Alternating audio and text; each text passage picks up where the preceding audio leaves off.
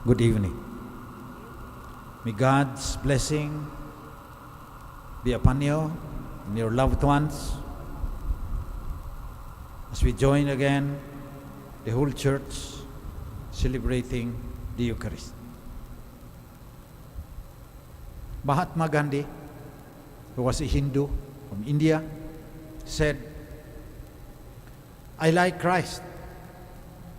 I do not like the Christians because they are so unlike Christ."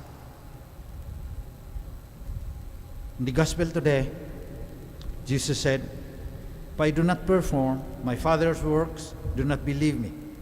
But if I perform them, even if you do not believe me, believe the works, so that you may realize and understand that the Father is in me and I am in the Father."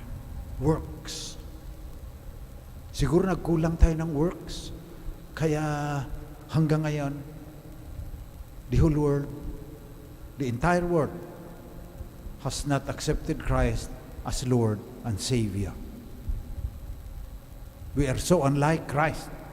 Si Christ may works, siguro tayo kulang.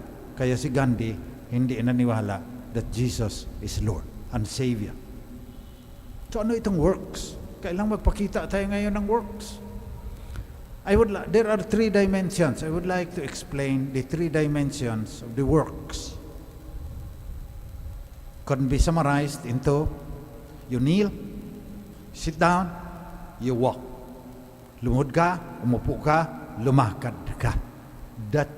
Those three dimensions should converge. They should not be separated, enriching each other. That as you sit down and reflect, study the Gospels, it will also deepen your prayer life. So luhod muna tayo.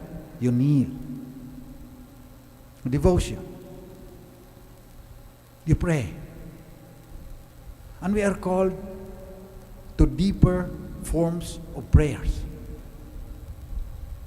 The Lord said, "Do not multiply your words." Even if you pray the rosary, your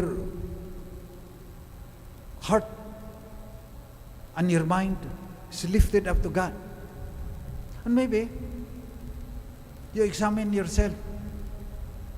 You might be called to deeper forms of prayer na hindi ka na dependent sa rosary mo, sa nobena mo, kung anong binabasa mo dyan.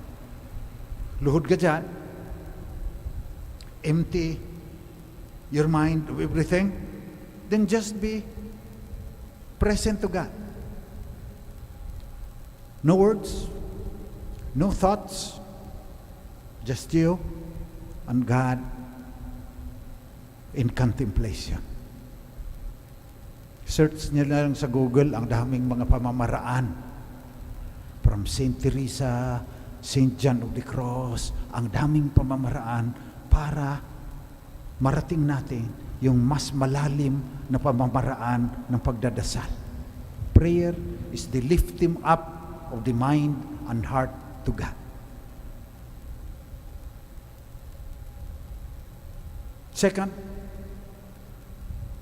is to sit down, study, discuss with others, so that you can have a deeper understanding of who Jesus Christ is, who the Father, Son, and Holy Spirit is. Yung mas malalim na pagkaunawa sa tinuturo ng simbahan. Hanggang katikisim lang tayo. Lagi tayong nagsisimba. Nag-survey ako, yun ang doctorate ko sa Rome. Ang daming heresies ng mga Pilipino pag tinanong mo na, si Kristo ba kaisa sa pagka-Diyos ng Ama? Hindi alam no iba. Si Kristo ba nilikha, ginawa, nilalang ng Ama? Ang dami, 75% nagsabing oo. Sinasabihan na tayo.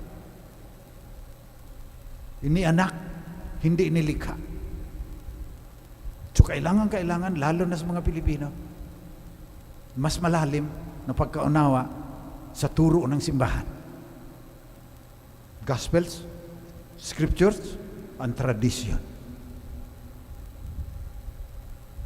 Pahalagahan naman natin. Paglaanan natin ng panahon. Kaya umupo tayo. Ang mangatlo ay ang paglakad.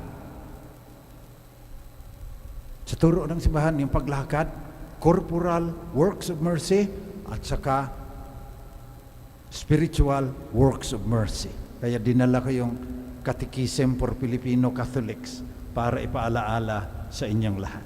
Corporal works of mercy. Galing yan sa Matthew 25. They are usually listed as follows: to feed the hungry, give drink to the thirsty, clothe the naked, shelter the homeless, visit those in prison, visit the sick, and bury the dead. Nanggaling yan sa Luke 4, quoting Isaiah. Sabi ni Prophet Isaiah, chapter 58, "This is the fasting that I wish, releasing those bound unjustly, untying the thongs of the yoke, setting free the oppressed, breaking every yoke, sharing your bread with the hungry, sheltering the oppressed and the homeless, clothing the naked, and not turning your back on your own." Yun ang corporal works of mercy. Yan yung paglakad. Kasabay dyan, ang spiritual works of mercy. Instruct the ignorant, admonish the sinner, counsel the doubtful, comfort the sorrowful, bear wrongs patiently, forgive all injuries, and pray for the living and the dead. Tungkulin natin. Yan yung works. Umupo ka, lumuhod ka, umupo ka, lumakad ka. Love your neighbor as yourself. Ito ang ating gagawin. At ngayon, makabagong panahon, dinagdagan pa ni Pope Francis yung ating paglakad. Sabi niya, hear the cry of the poor. The corporal and spiritual works of mercy na yun para sa tao. Sabi rin niya, hear the cry of Mother Earth. Sinalaula natin ang daigdig. Kinalbo natin yung kagbata. Nilaso natin yung kahanginan. Daming plastik na, ilang milyong tonelada ang nasa ating karagatan. Naghihiganti si inang daigdig. May climate change dahil sa carbon dioxide na binuga natin. Works din yan. Paglakad din niyang aayusin ang kalikasan. Hear the cry of Mother Earth, sabi ni Pope Francis. Kaya, subukan natin. Na lumuhod, umupo, lumaka. Para yung mga makabagong Gandhi, hindi na magsasabi na, I like Christ, I do not like the Christians because they are so unlike Christ. If I do not perform my Father's works, do not believe me. But if I perform them, even if you don't believe me, believe the works, so that you may realize and understand that the Father is in me and I am in the Father. That's what we should pray for today. That we should conquer, we should master ourselves. We should ask for the grace to take away our selfishness, our greed, our indifference, our apathy, so that we can show the works to the whole world, become light of the world, salt of the earth, so that we can obey Christ's injunction. Go into the whole world, baptize them in the name of the Father and of the Son and of the Holy Spirit.